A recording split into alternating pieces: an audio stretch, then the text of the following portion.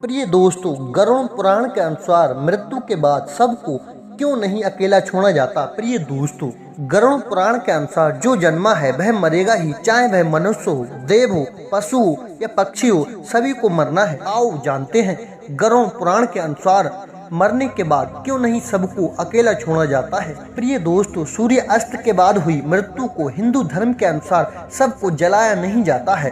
इस दौरान सबको रात भर घर में ही रखा जाता है और किसी न किसी को उसके पास रहने के लिए छोड़ दिया जाता है। उसका दाह संस्कार अगले दिन किया जाता है। यदि रात में ही सबको जला दिया जाता है तो इससे व्यक्ति को अधोगति प्राप्त होती है और उसे मुक्ति नहीं मिलती है। ऐसी आत्मा असुर, दानव अथवा पिशाच की योनि में जन्म लेती है। प्रिय दोस्त, यदि किसी व्यक्ति की मृत्यु पंचक काल में हुई है तो पंचक काल में सबको नहीं जलाया जाता है। जब तक पंचक काल समाप्त नहीं हो जाता तब तक सबको घर में ही रखा जाता है और किसी न किसी को सबके पास रहना होता है। गरुड़ पुराण सहित कई धार्मिक ग्रंथों में उल्लेख है कि यदि पंचक में किसी की मृत्यु हो जाए तो उसके साथ उसी के कुल खानदान में 5 अन्य लोगों की मौत भी हो जाती है। इसी डर के कारण पंचक काल के खत्म होने का इंतजार किया जाता है। परंतु इसका समाधान भी है कि मृतक के साथ आटे, बेसन या सूखी घास से बने 5 पुतले अर्थी पर रखकर इन 5 का भी सब की तरह पूर्ण विधि विधान से अंतिम संस्कार किया जाता है। ऐसा करने से पंचक दोष समाप्त हो जाता है। प्रिय दोस्तों, यदि कोई मर गया है परंतु उसका दाह संस्कार करने के लिए उसका पुत्र या पुत्री समीप नहीं होकर कहीं दूर है तो उनके आने का इंतजार किया जाता है।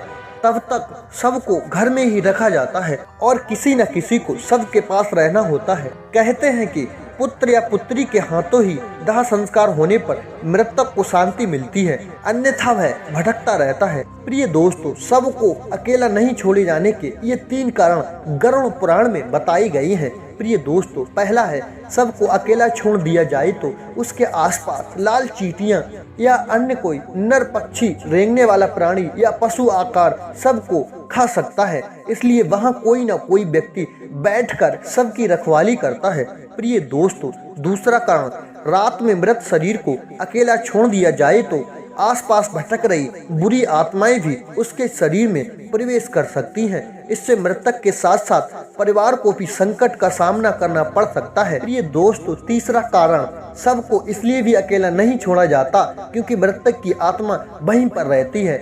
जब तक उसका शरीर जल नहीं जाता तब तक उसका उस शरीर से किसी न किसी रूप में जुड़ाव रहता है। साथ ही वह अपने परिजनों को भी देखता है।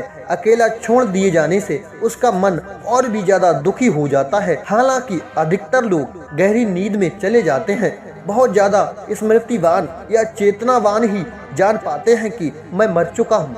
यह भी माना जाता है कि यदि ज्यादा समय हो जाए तो सबसे निकलने वाली गंध के चलते कई तरह के बैक्टीरिया भी पनपने लगते हैं और मक्खियाँ भी भिन बनाने लगती हैं। इसलिए वहाँ इस दौरान अगरबत्ती की सुगंध और दीपक भी जलाया जाता है। प्रिय दोस्तों, ये भी कहा जाता है कि सबको अकेले छोड़ने से कई लोग तो तांत्रिक कर्म करते हैं, उनके कारण भी मृत आत्मा संकट में पड़ सकती है। इसलिए भी कोई ना कोई सबकी रखवाली करता रहता है। प्रिय दोस्तों, सबके आसपास जगह को साफ सुथरा किया जाता है और धूप के साथ ही दीपक भी जलाया जाता है ताकि वहां दूर तक उजाला फैला रहे। इसका भी ये कारण है कि मृतक कहीं अधोगति में नहीं चला जाए, क्योंकि रात्रि के अंधकार में अधोगति वाले कीट पतंगे, रेंगने वाले जीव जंतु और निशाचर प्राणी ज्यादा सक्रिय रहते हैं। उस दौरान आत्मा यदि गहरी निद्रा में है तो उसके अधोगति में जाने की संभावना भी बढ़ जाती है। प्रिय दोस्तों, पुराणों के अनुसार व्यक्ति की आत्मा प्रारंभ में अधोगति होकर पेड़ पौधे, कीट पतंगे, पशु पक्षी की योनियों में विचरण कर ऊपर उठती आती है और अंत में वह मनुष्य वर्ग में प्रवेश करती है। मनुष्य अपने प्रयासों से देव या दैत्य वर्ग में स्थान प्राप्त कर सकता है। वहां से पतन होने के बाद वह फिर से मनुष्य वर्ग में गिर जाता है। यदि आपने अपने कर्मों से मनुष्य की चेतना के स्तर से खुद को नीचे गिरा लिया है तो तो आप फिर से किसी पक्षी या पशु की योनि में चले जाएंगे। यह क्रम चलता रहता है, अर्थात व्यक्ति नीचे गिरता या कर्मों से ऊपर उठता चला जाता है। प्रिय दोस्तों, जानकारी कैसी लगी प्लीज कमेंट में जरूर बताएं, और यदि आप हमारी ये वीडियो पहली बार देख रहे हैं तो प्लीज हमारे YouTube चैनल संसार दर्पण ज्ञान को सब्सक्राइब जरूर करें और बेल आइकन वाली घंटी को ऑन जरूर करें।